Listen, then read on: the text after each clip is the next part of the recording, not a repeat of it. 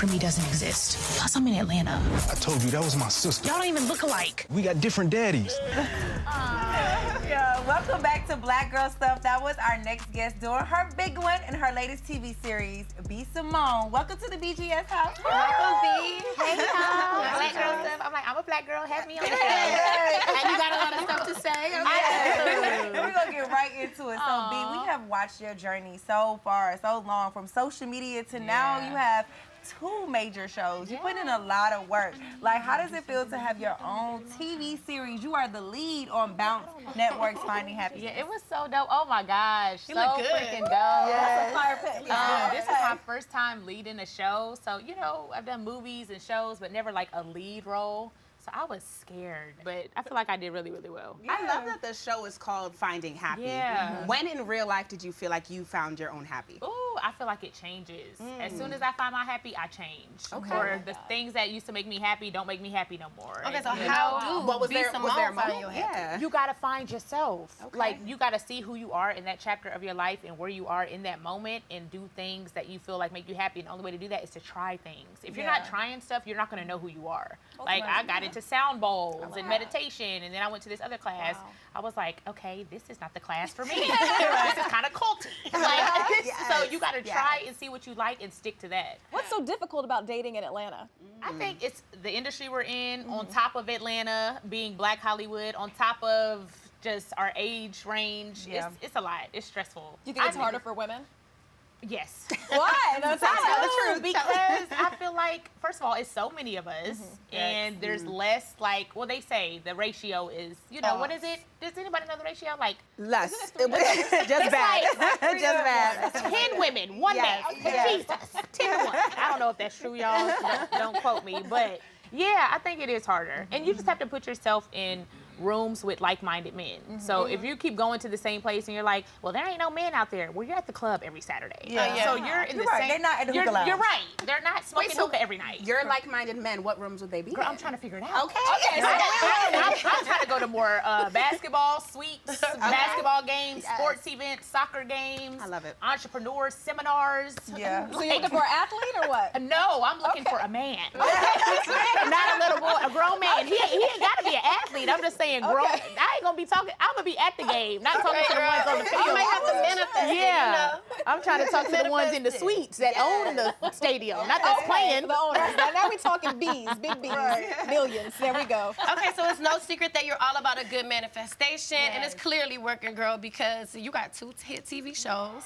You got B. Simone Beauty. Girl, you selling out comedy shows. You racking it up on Instagram. You know? Ooh, I need to take you everywhere with me. So when they're like, coming to the stage.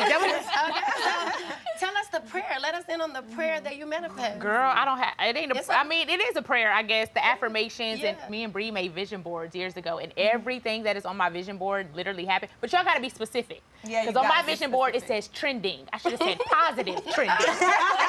Not just the word trending. I was trending, and I was canceled for about a year, so you gotta be specific. On Bree's vision board, it said REVOLT on her vision board that we made years ago. That we made together, and now I'm on BGS. So, like you said, it's about being specific about what you want. And with manifestation, I don't want people to get confused, like, you're all these spirits, and people are like, is that of the devil or whatever? People were like, is that not of God? That's why I me, said prayer. Prayer. My definition of manifestation is literally, it's in the word, faith without works is dead. So you have faith, you do the work, you believe it, you speak it, and you work towards that. So I got a question. Do you think that this generation is manifesting their lives through the music that they're singing? Because, you know, when you say it out word, it's a lot of power in the word. You can't just believe in manifestation when it's the good stuff. You gotta believe in it when it's the bad stuff too. So your nicknames, your music you listen to, the things you're saying every day. I'm broke. Man, my account isn't okay. You're gonna still. You just spoke about canceling, you know, the cancel culture now, and you've had some really high highs where everybody, you know, was all B. Simone selling out everything online, and then you had some lows where just off of one thing people can like cancel you. So how, as an influencer or somebody in the industry, do you keep your energy or your own peace in them times where popularity is wavering? You know. It's literally wavering because people are episodic. One day they love you, then the next day they hate you, and then it's like, okay, I can't please y'all. At this point, I'm trying to please God. If He knows my heart is pure, my intention is pure. But I always had a high, like doing real good in my career, then a low before I made it. I never had a high low. So you're at your height of your career, and then something bad happens. So that was the first time I was like, a high-low was a different feeling. So that was very hard to maneuver through. I'm still kind of coming out of that. What was different about that feeling specifically? Was it the fact that other people knew about your lows, or what? Well, I think what got me to this point was being myself, being open, no filter, having fun, on the internet with no makeup, in my Toyota with 3 hubcaps, and just saying whatever. And then I got canceled. I was so scared to talk. So it pushed me into not being myself and not being who God called me to be, what got me to this point.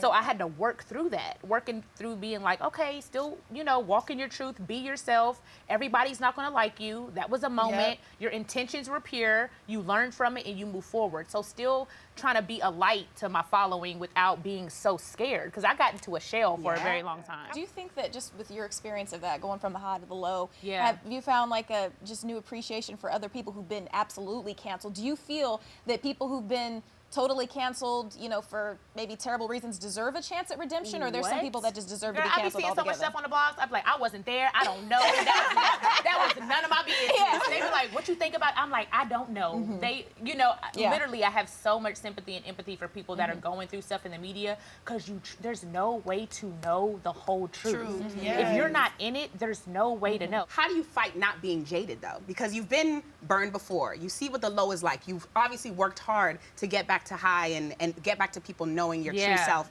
How do you still be so open and ready to talk and laugh and just be excited about life in that way, in the public eye? It's who I am. It's like when you know your purpose, who God called you to be, I have no choice. I can't be scared of that. Like, I have no choice. If I don't, I feel like I have this, like, energy in me that needs to come out. Like, that's literally my purpose, to talk, to speak, to tell my testimony. I'm a stand-up comedian. I have to. I have to. You know, I have to be personable. That's what got me to this point. So you focus on that. When you know your purpose and you focus on the end goal, you know the end vision, anything that doesn't get you to that, doesn't align with that, you don't do it. For me, I mean, I'm just curious, like, how do you always stay ahead of the curve? I know you were one of the first influencer, comedian, actresses to start charging, actually, right? For your close friends on social media? Yeah, I mean, tell us about that. I actually saw a couple people had did it before me, but this is about to be the year anniversary. I started it last November, and I have like 4,000 people in this community. And I started it to feel safe. If I'm charging for this content, they really like F with me. I can give them all of me without them judging me. Like, it's like a safe place. I was be saying stuff on Close Friends. I'm like, don't screen record this. Don't put this. I don't want this on the shade room. I'm just venting to y'all, to my community. It was like a safe space for me to slowly come back into who I am. And you motivate a lot of your close friends. Like, it's not just fun turn up stuff. You do free seminars at once a month. Every month we do a webinar once a month. Yeah, so I love that. Okay, well, B. Simone, thank you so much for stopping by the BGS house. Everyone, make sure you catch all new episodes of Finding Happy, airing every single Saturday at 8 p.m. only on Bounce TV. People label me as a fashion girl, but I want people to know I'm handling my music. The numbers don't lie. We're the elite now. You gotta spend money to make money. This is only the beginning. We not scared to break the rules, you know? We want what we want. Welcome back to Black Girl Stuff. That was a clip of our next guest who has truly been making an impact on Atlanta. Welcome to the BGS house. Not the two, but the one, Dess Dior. Hey, y'all. Okay, Dess, so you are one of the cast members on BET's The Impact Atlanta, along with Ari Fletcher, Jada Shivas, and Arrogant Tay. In the first episode, you know, conflict does arise between some of your castmates. And I gotta know, you know, in the world of influencers, do you feel like there is often a lot of competition? Well, I can only really speak for myself. I feel like there is, you know, competition, but let me speak for myself. I don't compete with nobody. Like, I stay in my lane. Like, I stand true to myself. I don't never get caught up in nobody else's success.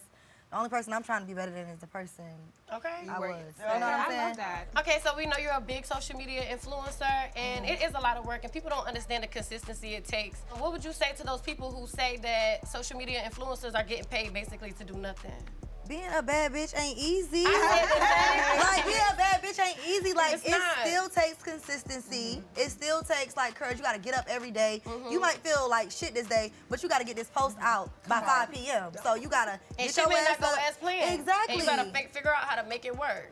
Everything in life, like, you know, it comes with its ups and downs. And I don't think people really, like, realize that until they are placed in that position to do this, you know? It's just like working a 9 to 5. You gotta get up, you gotta show up, you gotta hold yourself accountable and all of that. Yeah, and being a bad bitch is a full-time It's job. a full-time job. And like, you know, everybody who has a job got that one thing they hate about that job. Exactly, that's what I'm saying. What's the part you hate about being about a bad bitch? The main part I really don't like is people just automatically feel like you're supposed to just overshare. You know, like, I'm a private person, so they just naturally feel like I'm supposed to get on the internet and just pour everything on there, get on there. Oh yeah, today I'm drinking Dasani. That's not me. I'm so glad you said that because we were all like, okay, Dess is super private. And I know that you say it on the show too. How important is privacy to you? Because, you know, girl, you broke up with Future and the world didn't even know that was happening. So, like, that's gonna be a privacy. I like that. My privacy is my peace. So, like, I'm gonna do anything to protect that. Like, if I don't have to get on here and share it with y'all, if it's not, like, mandatory that y'all know, if it's not already out there, like, I ain't trying to take back something that y'all already know. But, like, if it ain't already out there, I don't feel the need to share with people I just don't know. Do you feel the need to clear things up, though? If things I don't even feel the need to clear things up because it's like, believe what you want to believe. I'm me.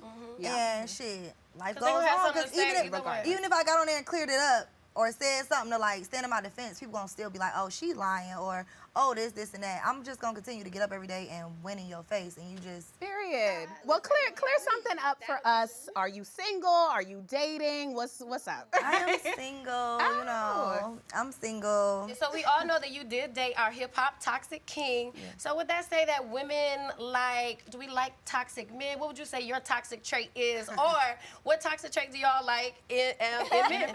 In a man? He wasn't toxic with me. He was the sweetest person ever, but you know they gave him that title, but because the cute memes that they. But that's good that you say that because people don't often hear that side of him. Yeah, he's actually very nice. He's a sweetheart. But let's talk about the music. You know, I mean, you got some amazing projects. Very raw. All right, and you're an independent artist, though. And that comes with its own struggles. I mean, what are some of the challenges you faced as an independent artist? Being an independent artist comes with, like, a lot of challenges, but one of my main ones is sometimes I feel like I want my marketing to be, like, way up here. Like, I may not get, like, all the playlists that I want. I may not get all, like, put on all the platforms that a signed artist would be, or, like, you know, be able to, like, do certain things that a signed artist would. But it's beauty in being independent because I have a lot of creativity. Another thing is, like, budgeting. You gotta, like, really budget it out because it gets really expensive while maintaining my, like, regular lifestyle on it every day and investing into my career. Like, it gets really hard. Tell us real quick about, like, what can we expect from this season of the Impact ATL? I was supposed to go to sleep hours ago. I was up just watching the episodes. I'm like, wait, these people are so entertaining, but it's so real. It's not over the top at all, which I like. So everybody literally are, like, their own person. It gives you a lot of different personalities and it's in different, one show. Exactly. Which you gonna is open good. us up to us on the show? Y'all, like, okay, I am gonna open up to y'all more, but this, like, recording this season was really, like, scary for me. Like, it was my first time doing reality TV.